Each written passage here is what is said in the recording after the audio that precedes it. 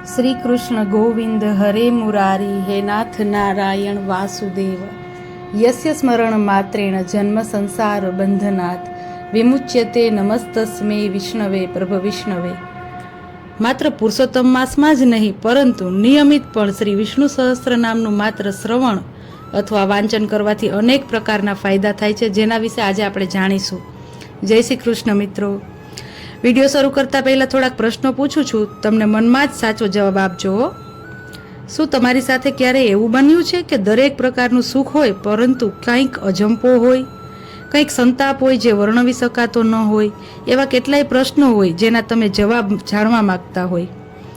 આવા જ અનેક પ્રશ્નો યુધિષ્ઠિરને પણ થયા હતા, જેના પરિણામ સ્વરૂપે શ્રી વિષ્ણુ સહસ્ત્ર નામનું દિવ્ય ઔષધિરૂપ સ્તોત્રમ આપણને મળ્યું। તો ચાલો આજે આપણે તેના વિશે થોડી જાણીશું। કુરુક્ષેત્રનું યુદ્ધ પૂરું થયું છે, યુધિષ્ઠિર વિજયી તો બન્યા છે, પણ મનમાં અશાંતિ અને પ્રશ્નોનું વંટોળ છે। તેઓ પિતામહ ભીષ્મ પાસે જાય છે, જેઓ બાણોની સૈયા પર સૂતા પોતાની અંતિમ પળો ગણી રહ્યા છે। ત્યારે યુધિષ્ઠિર પૂછે છે, યુધિષ્ઠિર અને ભીષ્મ પિતામહ વચ્ચેનો એ જે સંવાદ છે એ ઇતિહાસનો સૌથી મહત્વનો સંવાદ માનવામાં આવે છે। વિષ્ણુ સહસ્ત્ર નામ।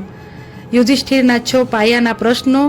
યુધિષ્ઠિરે પિતામહને પૂછ્યું કે હે પિતામહ, આ સંસારમાં મનુષ્ય માટે કલ્યાણકારી માર્ગ કયો?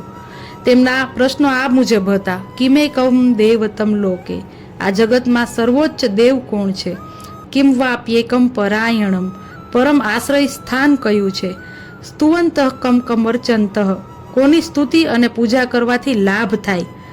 પ્રાપ્નુર્યુર્માનવાહા શુભમ, મનુષ્યને કઈ રીતે શુભ ફળ મળે? કો ધર્મ સર્વધર્માણામ ભવતઃ પરમો મતઃ, તમારા મતે તમામ ધર્મોમાં શ્રેષ્ઠ ધર્મ કયો? કિમ જપન મુચ્યતે જંતુર જન્મ સંસાર બંધનાથ, કયા મંત્ર કે નામનો જપ કરવાથી સંસારના જન્મ મરણના ફેરામાંથી મુક્તિ મળે? અને યુધિષ્ઠિરના આ બધા પ્રશ્નના જવાબ રૂપે આપણને શ્રી વિષ્ણુ સહસ્ત્ર નામ સ્તોત્ર મળ્યો। ભીષ્મ પિતામહનો જવાબ, ભીષ્મજીએ ભગવાન શ્રી કૃષ્ણ તરફ આંગળી ચીંધીને કહ્યું કે જગત પ્રભુમ દેવ દેવમ અનંતમ પુરુષોત્તમમ સ્તુવન નામ સહસ્ત્રેણ પુરુષ સતતોત્થિતઃ, જે સર્વવ્યાપી છે, જે જગતના સ્વામી છે, તેવા ભગવાન વિષ્ણુના 1000 નામોનો જપ કરવો એ જ શ્રેષ્ઠ ધર્મ છે। વિષ્ણુ સહસ્ત્ર નામ એ માત્ર 1000 નામનું ચાન્ટિંગ નથી, પરંતુ માણસની શારીરિક અને માનસિક સુસુપ્ત શક્તિઓને જાગૃત કરતું એક મહાશક્તિશાળી શસ્ત્ર છે। આજના વિડીયોમાં હું તમને વિષ્ણુ સહસ્ત્ર નામના એવા ફાયદાઓ વિશે જણાવીશ કે જેના વિશે કદાચ તમે અજાણ હશો। અને હા, આ દ્વારા મારો એક નમ્ર પ્રયત્ન પણ છે કે શક્ય હોય તો રોજ કાં તો વિષ્ણુ સહસ્ત્ર નામ સાંભળો અથવા વાંચો, અને સમયની અનુકૂળતા ન હોય તો અઠવાડિયામાં એકવાર ચોક્કસ કરો અથવા સાંભળો, કારણ કે અમુક વસ્તુઓ હોય છે જે માત્ર કહેવાથી નહીં પરંતુ અનુભવવાથી જ તેની શક્તિનો અંદાજો આપણને આવે છે। તો ચાલો જાણીએ વિષ્ણુ સહસ્ત્ર નામની 4 અદ્ભુત વિશેષતાઓ, આ ઊંડી વૈજ્ઞાનિક અને આધ્યાત્મિક સમજૂતીઓ। પહેલું છે એકાગ્રતા, મેન્ટલ ફોકસ એન્ડ ક્લેરિટી। એનો પ્રભાવ છે 1000 નામોનું ઉચ્ચારણ મનને ભટકતું અટકાવે છે। આપણું મન 1 સેકન્ડમાં હજારો દિશામાં દોડે છે, જેને મનોવિજ્ઞાનમાં ચેટરિંગ માઇન્ડ અથવા તો મંકી માઇન્ડ કહેવાય છે। જ્યારે તમે વિષ્ણુ સહસ્ત્ર નામના 1000 નામોનો પાઠ કરો છો અથવા તેને એકાગ્ર ચિત્તે એક ચિત્તે સાંભળો છો, ત્યારે તમારા મગજને એક ચોક્કસ લય, એક રિધમ મળે છે। એક પછી એક આવતા દિવ્ય નામો મન માટે એક એન્કર, એક લંગરનું કામ કરે છે। પરિણામે ભૂતકાળની ચિંતાઓ અને ભવિષ્યનો ડર ગાયબ થઈ જાય છે અને મન વર્તમાન ક્ષણમાં સ્થિર થાય છે। આ એક સર્વોત્તમ માઇન્ડફુલનેસ મેડિટેશન છે જે તમારી નિર્ણય શક્તિ અને યાદશક્તિને અદ્ભુત રીતે વધારે છે। બીજું છે સ્વાસ્થ્ય, સાયન્ટિફિક એન્ડ સાઉન્ડ વાઇબ્રેશન। એનો પ્રભાવ છે વૈજ્ઞાનિક રીતે સંસ્કૃતના મંત્રોચ્ચારથી શરીરના ચક્રોમાં પોઝિટિવ વાઇબ્રેશન આવે છે।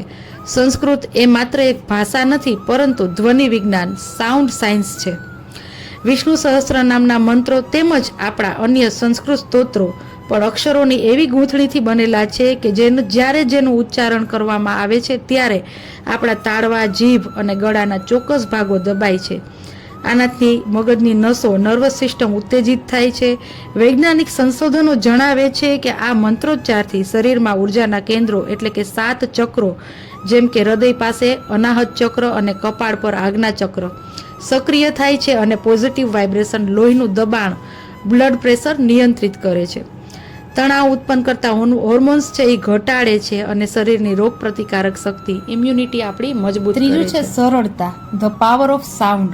ભલે આપણે અર્થ ન સમજીએ પણ માત્ર નામ લેવાથી પણ તેટલું જ પુણ્ય મળે છે. ઘણીવાર આપણને પ્રશ્ન થાય કે જો મને સંસ્કૃતનો અર્થ જ ખબર ન હોય તો ફાયદો કેવી રીતે થાય? શાસ્ત્રો આને ખૂબ સુંદર રીતે સમજાવે છે.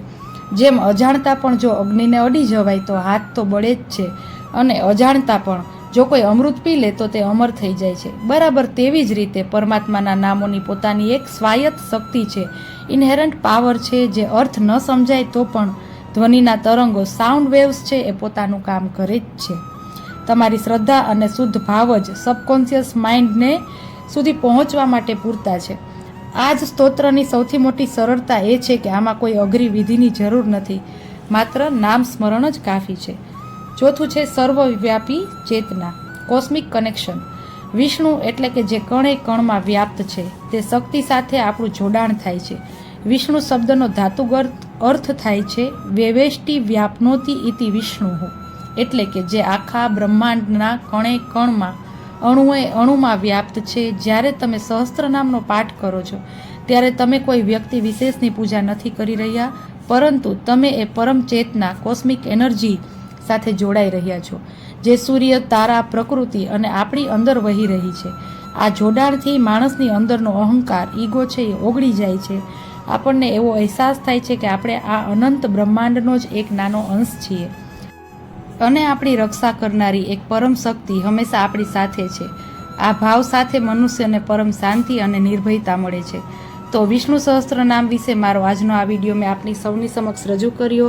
જેટલું હું વિષ્ણુ સહસ્ત્ર નામના મહાત્મય વિશે સમજી શકી છું તે મેં આપની સમક્ષ રજૂ કર્યું છે, અને મારી કંઈ પણ ભૂલ હોય તો માફ કરજો, અને ભગવાનના ચરણોમાં મારા પ્રણામ. ભગવાન સૌનું સારું કરે એવી જ પ્રાર્થના સાથે આજનો વિડીયો અહીં પૂર્ણ કરું છું. અને હા મિત્રો, ખાસ વિનંતી, આવી જ અન્ય માહિતી મેળવવા મારી ચેનલ સાથે જરૂરથી જોડાજો, અને તમને માહિતી સારી લાગી હોય તો તમારા મિત્રો સાથે શેર કરજો અને મારી ચેનલને સબસ્ક્રાઈબ જરૂરથી કરજો. જય શ્રી કૃષ્ણ, જય માતાજી, મહાદેવ હર.